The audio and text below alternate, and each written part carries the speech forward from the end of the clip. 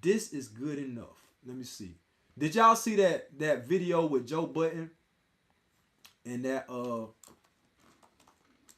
sister that used to model what's her name, Melissa Ford,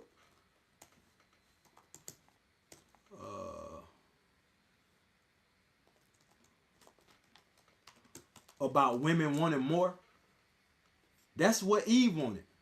Now watch this, y'all. Now, watching this point being proven in real time was wild. A lot about women. I think I learned exactly how Watch the this. fall of man occurred in the Garden of Eden. So he talking about the Garden of Eden. That's the interesting thing about this video.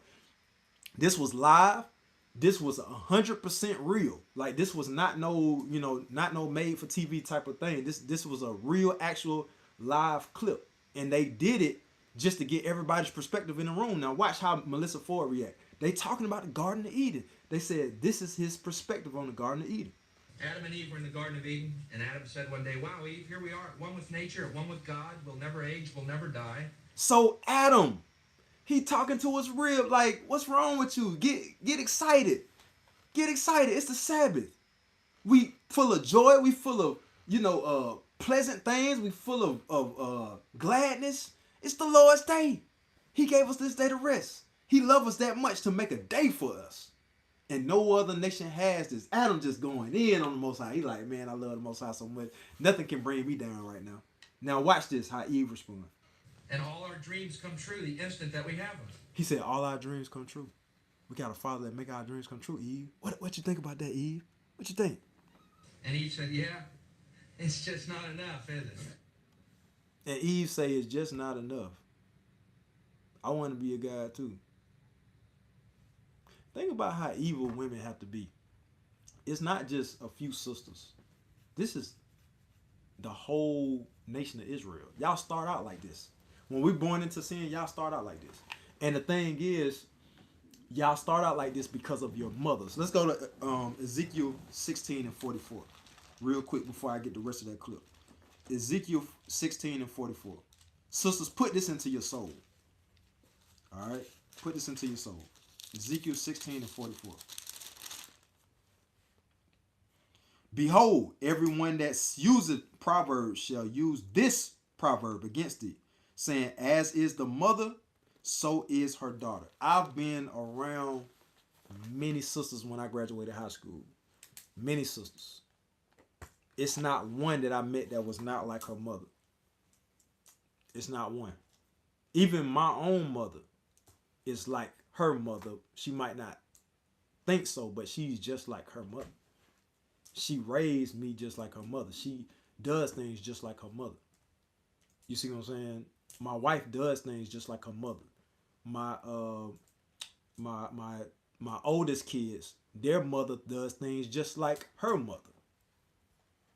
A few of my exes, they acted just like their mother. Most High don't just say things just to.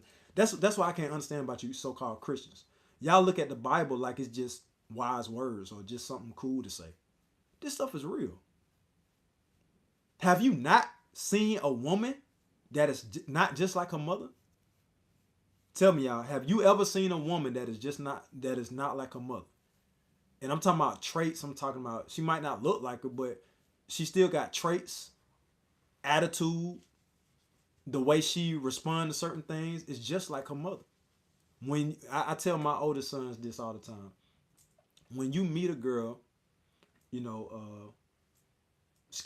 you meet a woman, when you're ready to prove a sister, right? Because we don't deal with boyfriend, girlfriend. When you're ready to prove a sister, you go meet the parents. What I learned in this truth, how I found me a righteous sister to marry, I learned from the truth. You go and see if she has a father. That way you can understand how she knows how to deal with men. Now, granted, my rib had a father that wasn't very, active in the household when it came to raising the family. He did his thing, he provided. But like most fathers from my generation, they didn't really look at raising the family per se. They didn't feel like that was part of their job. They felt like as long as they paid the bills, that was it. That's me and my wife's generation. That's the generation we grew up with. Those type of fathers. Me, in my generation, we go to our kids' games.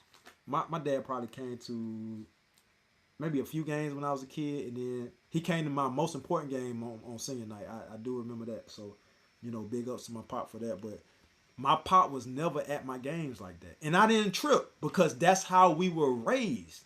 That's how we were raised at that time. My pop didn't show up to my games. You know what I'm saying? But I knew I knew why, because he was paying them bills. You feel what I'm saying?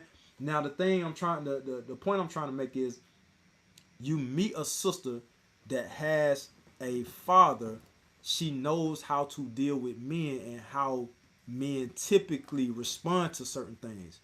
And she learns through watching her mother treat her father. Now, my real watched her mother pretty much run the household.